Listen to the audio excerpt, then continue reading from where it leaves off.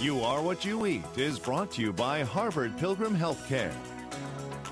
It's time for You Are What You Eat. Today, how what you can think about can help heal you. We're talking about the medicinal properties of meditation. A new study indicates meditation can help prevent disease. Joining us with more is Mark Mincolla, PhD, a natural healthcare practitioner from Cohasset, Massachusetts. Thanks so much for being here, Mark. Hey, good morning. Thank you, Barbara. Tell us about the study. Interesting study. It's an NIH study published recently, American Journal of Cardiology, indicating that those of us who meditate may indeed cut our risks from all causes of death by 23%, heart disease 30%, cancer 49%. That is really incredible. So astounding. What's the connection? Just quieting the mind can really do that? Well, what really happens is we're not just quieting the mind. We are doing that, of course, but we're also changing brainwave states that really alter chemistry. You know, recent studies indicate that the thoughts we think actually create chemistry. Specific chemistries affect genes that turn on and off. A lot going on when we quiet the mind. So how much meditation are we talking about here?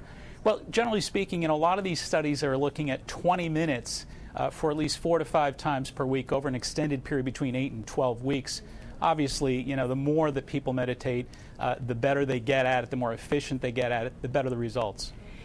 This may seem like an obnoxious question when I'm talking about multitasking and meditation, but can people actually get some of the benefits of meditation while they're doing other things? Like, say, if you learn about how to meditate with your mind, can you do that when you're running? Or do you have to just be very quiet your body as well as your mind? It's actually a very good question. There's a number of different neuroplasticity studies from different neurological groups, University of Wisconsin, Columbia, University of California, and a lot of neurological studies indicating that quite the opposite. When you and I are really trying to kind of just focus during our everyday things, so we're trying to quiet the mind in the middle of doing other things, not just locking down 20 minutes a day like we're accustomed to thinking about meditation, but mindfulness, as they call it, actually produces very similar results.